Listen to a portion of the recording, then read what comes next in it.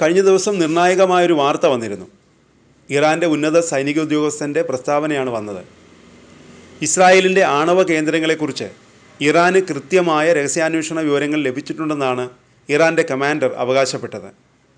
ഈ വിവരങ്ങൾ കൃത്യതയോടെ ആക്രമിക്കാനുള്ള ഇറാൻ്റെ കഴിവ് വർദ്ധിപ്പിക്കുന്നതായും കമാൻഡർ വ്യക്തമാക്കി. ഇസ്രായേലിലെ ഏറ്റവും രഹസ്യ സ്വഭാവമുള്ള കേന്ദ്രങ്ങളെ ലക്ഷ്യം വെച്ചുള്ള ഭാവി മിസൈൽ ആക്രമണങ്ങളെക്കുറിച്ച് മുന്നറിയിപ്പ് നൽകിയത് IRGC മേധാവി ജനറൽ ഹുസൈൻ സലാമിയാണ്. പുതിയ നീക്കത്തെ ഗെയിം ചേഞ്ചർ എന്നാണ് ജനറൽ വിശേഷിപ്പിച്ചത്. ഇറാൻ്റെ ആണവ കേന്ദ്രങ്ങളെ ലക്ഷ്യമിട്ട് ആക്രമണം നടത്തുമെന്ന് ഏറെ നാളായി ഇസ്രായേൽ ഭീഷണി മുഴക്കുന്നുണ്ട്.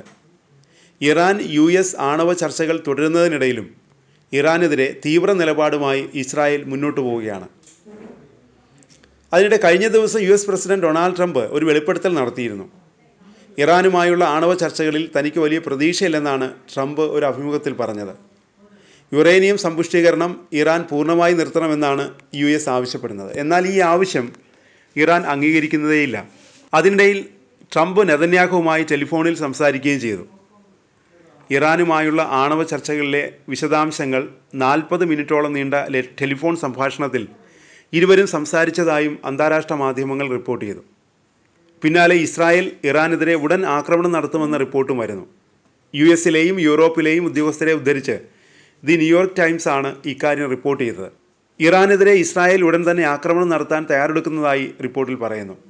ആക്രമണം നടത്തിയാൽ അത് മിഡിൽ ഈസ്റ്റ് സംഘർഷം കൂടുതൽ വർദ്ധിപ്പിക്കും.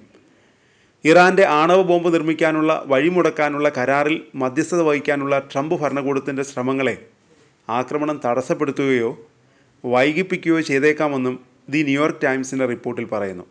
ഇസ്രായേലിൻ്റെ ആക്രമണ സാധ്യതയും ഇറാൻ്റെ പ്രതികാര നടപടികളുടെ സാധ്യതയും കണക്കിലെടുത്ത് ബുധനാഴ്ച അമേരിക്ക ഇറാഖിൽ നിന്ന് നയതന്ത്ര ഉദ്യോഗസ്ഥരെ പിൻവലിച്ചു.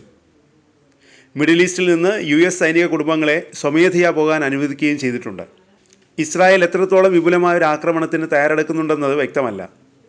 എന്നാൽ ഇസ്രായേൽ പ്രധാനമന്ത്രി ബെഞ്ചമിൻ നെതന്യാഹു പ്രസിഡന്റ് ട്രംപിനെ സമ്മർദ്ദം ചെലുത്തുന്നുണ്ട്. ഇസ്രായേലിനെ ഇറാൻ ആക്രമിക്കാൻ സാധ്യതയുണ്ടെന്നാണ് നെതന്യാഹു കരുതുന്നത്. അതിനു മുമ്പ് ആക്രമിക്കാനുള്ള നീക്കത്തിലാണ് നെതന്യാഹു. ഇറാനെ ആക്രമിക്കാനുള്ള ഇസ്രായേലിൻ്റെ മറ്റൊരു പദ്ധതിയെ നിരവധി മാസങ്ങൾക്ക് മുമ്പ് ട്രംപ് തള്ളിക്കളഞ്ഞിരുന്നു. ഇറാൻ്റെ ആണവ പദ്ധതിയെ തകർക്കുന്ന ഇറാൻ ന്യൂക്ലിയർ ബോംബ് സ്വന്തമാക്കുന്നത് തടയുന്ന കരാറിലേക്ക് എത്താനുള്ള ചർച്ചകൾക്കായി തനിക്ക് കൂടുതൽ അവസരം വേണമെന്ന് അദ്ദേഹം നെതന്യാഹുവിനെ നിർബന്ധിച്ചു. 2 ആഴ്ച മുമ്പ് ഇറാനുമായി US ചർച്ചകൾ നടത്തുന്നതിനിടെ ഒരു ആക്രമണം നടത്തുന്നതിനെക്കുറിച്ച് നെതന്യാഹു മുന്നറിയിപ്പ് നൽകിയിരുന്നതായി ട്രംപ് പിന്നീട് പറയുകയും ചെയ്തു. ഇത്തവണയും നെതന്യാഹുവിനെ തടയാൻ ട്രംപ് എത്രമാത്രം ശ്രമിച്ചുവെന്ന് വ്യക്തമല്ല. മുൻകാലങ്ങളിൽ ഇറാൻ്റെ ആണവ കേന്ദ്രങ്ങൾ ബോംബിടാൻ നെതന്യാഹു ശ്രമിച്ചിരുന്നു. പക്ഷേ അവസാന നിമിഷം പിന്മാറിയെന്നും ന്യൂയോർക്ക് ടൈംസിൻ്റെ റിപ്പോർട്ടിൽ പറയുന്നുണ്ട്. അതിനിടെ US ഇറാൻ ആണവ ചർച്ചയുടെ അടുത്ത റൗണ്ട് ഞായറാഴ്ച മസ്കറ്റിൽ വെച്ച് നടത്തും. ഒമാൻ്റെ മധ്യസ്ഥതയിലാണ് ചർച്ചകൾ നടത്തുന്നത്. ഏപ്രിലാണ് US ഇറാൻ ആണവ ചർച്ചകൾ തുടങ്ങിയത്. നേരിട്ടുള്ള ചർച്ചകളല്ല, ഒമാൻ്റെ മധ്യസ്ഥതയിൽ പരോക്ഷ ചർച്ചകളാണ് നടത്തുന്നത്. ഇതുവരെ ഇരു രാജ്യങ്ങളും 5 റൗണ്ട് പരോക്ഷ ചർച്ചകൾ നടത്തിയിട്ടുണ്ട്.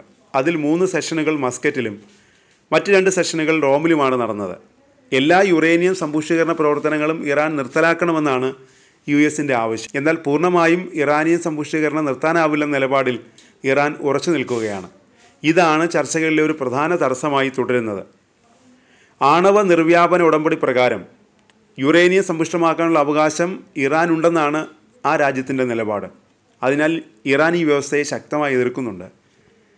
തങ്ങളുടെ ആണവ പദ്ധതി സമാധാനപരമായി തുടരുന്നുവെന്നും അതിൻ്റെ പ്രവർത്തനങ്ങൾ അന്താരാഷ്ട്ര നിയമത്തിൻ്റെ പരിധിക്കുള്ളിലാണെന്നും ഇറാൻ അവകാശപ്പെടുന്നു. അന്താരാഷ്ട്ര ആണവോർജ്ജ ഏജൻസിയുടെ ഏറ്റവും പുതിയ ത്രൈമാസ റിപ്പോർട്ട് പുറത്തു വന്നിരുന്നു. ഈ റിപ്പോർട്ടിലെ പരാമർശങ്ങൾ സംഘർഷം കൂടുതൽ രൂക്ഷമാക്കി.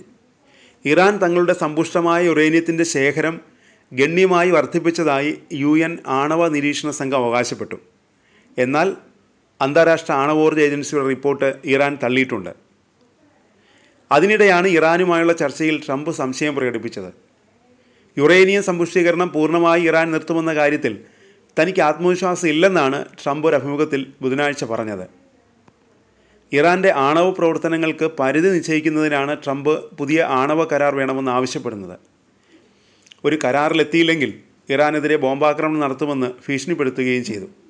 തിങ്കളാഴ്ച വൈറ്റ് ഹൗസിൽ മാധ്യമപ്രവർത്തകരോട് സംസാരിക്കവേ ഇസ്രായേൽ പ്രധാനമന്ത്രി ബെഞ്ചമിൻ നെതന്യാഹുവുമായി ഇറാനെക്കുറിച്ച് ചർച്ച നടത്തിയതായും ഇറാനുമായുള്ള ചർച്ചകൾ കഠിനമായിരുന്നു എന്നും ട്രംപ് പറഞ്ഞു. ഇറാൻ്റെ യുറേനിയം സമ്പുഷ്ടീകരണം പൂർണ്ണമായി നിർത്തലാക്കണമെന്നാണ് ഇസ്രായേലും വാദിക്കുന്നത്. കുറച്ച് മാസം മുമ്പ് എനിക്കുണ്ടായിരുന്നതിനേക്കാൾ ഇപ്പോൾ എനിക്ക് ആത്മവിശ്വാസം കുറവാണ്. അവർക്കെന്തോ സംഭവിച്ചു. ഒരു കരാർ ഉണ്ടാകുമെന്നതിൽ എനിക്ക് വളരെ ആത്മവിശ്വാസമില്ല, ട്രംപ് മാധ്യമപ്രവർത്തകരോട് പറഞ്ഞു. ഒരു കരാറിലെത്തിയാലും ഇല്ലെങ്കിലും ഇറാനെ ആണവായുധം കൈവശം വയ്ക്കാൻ US അനുവദിക്കില്ലെന്ന് ട്രംപ് ആവർത്തിച്ചു. എന്നാൽ യുദ്ധം കൂടാതെ ആളുകൾ മരിക്കാതെ അത് ചെയ്യുന്നതാണ് നല്ലത്, അതാണ് വളരെ നല്ലത്. പക്ഷേ ഒരു കരാർ ഉണ്ടാക്കാൻ അവർക്ക് അതേ ആവേശം തോന്നുന്നില്ലെന്നും ട്രംപ് കുറ്റപ്പെടുത്തി. ഒരു കാര്യം വ്യക്തമാണ്, ഇറാൻ US ചർച്ചകൾ പരാജയപ്പെടാനാണ് സാധ്യത. ഇതോടെ US ഇറാനെ ആക്രമിച്ചേക്കാം. ഒപ്പം ഇസ്രായേലും ചേരും. റഷ്യയും ചൈനയും ഉൾപ്പെടെയുള്ള വൻ ശക്തികളുടെ പിന്തുണയുള്ള ഇറാനും തിരിച്ചടിക്കും. അതോടെ മിഡിൽ ഈസ്റ്റ് യുദ്ധഭൂമിയായി മാറാനും സാധ്യതയുണ്ട്.